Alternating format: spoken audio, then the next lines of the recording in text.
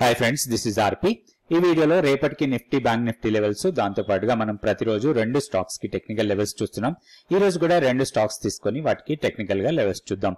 So ఈ రోజు Nifty మంచి ర్యాలీ తీసుకుంది. 24,698 దగ్గర క్లోజ్ అయింది. 126 పాయింట్స్ పాజిటివ్ గా క్లోజ్ అయింది. అయితే ఈ రోజు హై మాత్రం 24,734 వరకు వెళ్ళింది.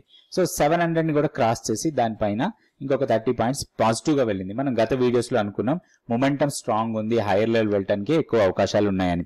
అయితే ఒకటి మన కీ లెవెల్ ఎప్పుడైతే బ్రేక్ అయిందో అది మనం always by and dips mode లో ఉంటాం. సో మనకి పాజిటివ్ మొమెంటం కంటిన్యూ అయ్యే అవకాశాలు ఎక్కువ కనపడుతున్నాయి. అయితే ఇప్పుడు ఉన్న నిఫ్టీ 50 స్టాక్స్ లో ఈ రోజు 39 స్టాక్స్ పాజిటివ్ ఉంటే 11 స్టాక్స్ నెగిటివ్ గా క్లోజ్ అయ్యాయి. పాజిటివ్ గా క్లోజ్ అయిన స్టాక్స్ లో టాప్ 5 స్టాక్స్ తీసుకుంటే ఎస్బీఐ లైఫ్, హెచ్డిఎఫ్సి లైఫ్ రెండు కూడా లైఫ్ ఇన్సూరెన్స్ స్టాక్స్. ఇవి స్ట్రాంగ్ మొమెంటం చూపించాయి హై సైడ్ అప్పర్ సైడ్ కి. దాని తర్వాత Bajaj Finserv, Shriram finance, IndusInd bank, ఈ 5 స్టాక్స్ టాప్ 5 లో ఉంటే టాప్ లూజర్స్ లో ఉన్న స్టాక్స్ చూసుకుంటే టాప్ 5 తీసుకుందాం. టాప్ లూజర్స్ లో ఓఎన్జీసీ, భారతీ ఎయిర్టెల్, తర్వాత Adani enterprises, Cipla, Apollo hospital, ఇవి 5 స్టాక్స్ కొంచెం నెగిటివ్ గా క్లోజ్ అయ్యాయి.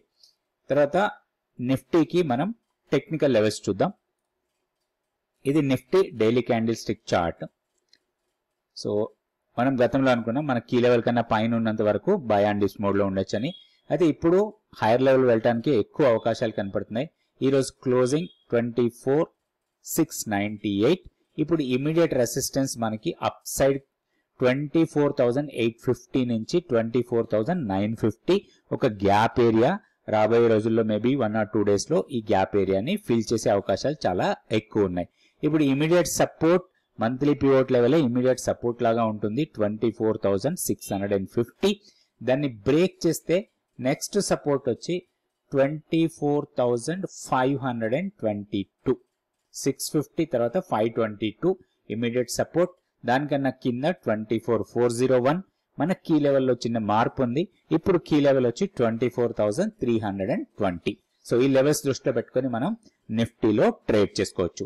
నెక్స్ట్ మనం bank Nifty levels daily candle stick chart.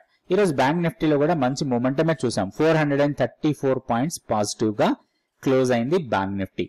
అయితే ఇప్పుడు 50,803 దగ్గర క్లోజ్ అయింది. ఈ రోజు మన కీ లెవెల్ ని బ్రేక్ చేసి దానికన్నా పైన క్లోజ్ అయింది. మన బయాస్ పాజిటివ్ తోని మనం ట్రేడ్ చేసుకోవచ్చు.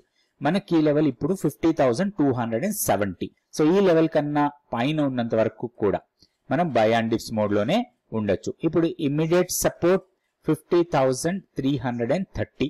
ఇది మనకి ఇమ్మీడియట్ సపోర్ట్ లాగా ఉంటుంది. దానికన్నా కిందకు వస్తే 50,270. ఇవి రెండు సపోర్ట్ లెవెల్స్. హైయర్ సైడ్ కి వెళ్తే ఈ రోజు హైనే మనకి ఫస్ట్ రెసిస్టెన్స్ లాగా తీసుకోవచ్చు 51,025. సో దాన్ని బ్రేక్ చేసి పైకి వెళ్తే 51,380 50 డేస్ సింపుల్ మూవింగ్ యావరేజ్.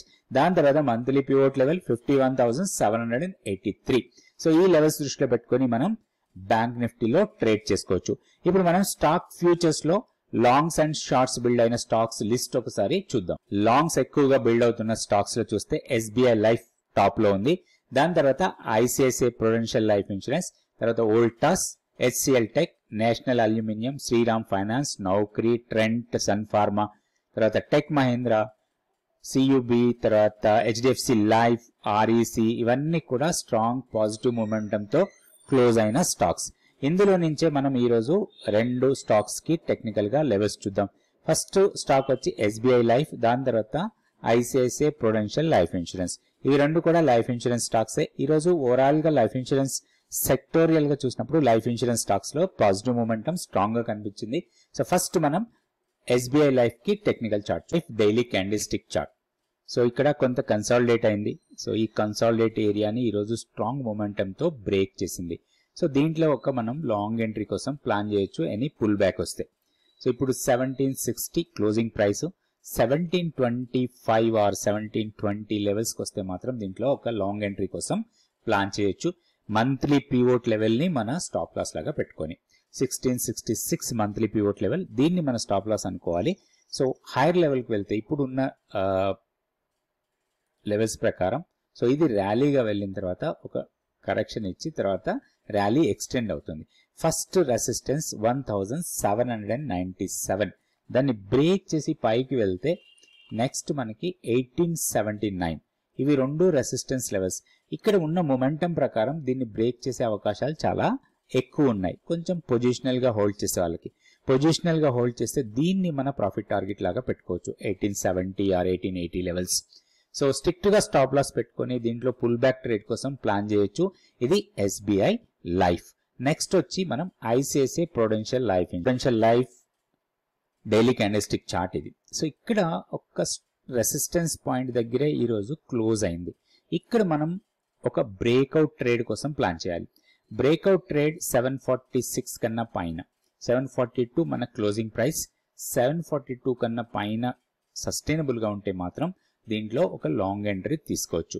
746 ని క్రాస్ చేసి దానిపైన సస్టైనబుల్ గా ఉంటే నెక్స్ట్ హయ్యర్ లెవెల్ వెళ్ళడానికి చాలా ఎక్కువ అవకాశాలు ఉన్నాయి. సో మనం ఒక డీసెంట్ ర్యాలీ చూసాం. ఈ ర్యాలీ తర్వాత ఒక చిన్న పుల్ బ్యాక్ ఇది. సో ఇక్కడ వరకు. సో నెక్స్ట్ చూస్తే మనకి ఇక్కడ 786 వరకు అప్ సైడ్ కి ఆపర్చునిటీ ఉంది. సో దీన్ని మన ప్రాఫిట్ టార్గెట్ లాగా తీసుకొని ఈ బ్రేక్అవుట్ ట్రేడ్ కోసం దీంట్లో ప్లాన్ చేయొచ్చు.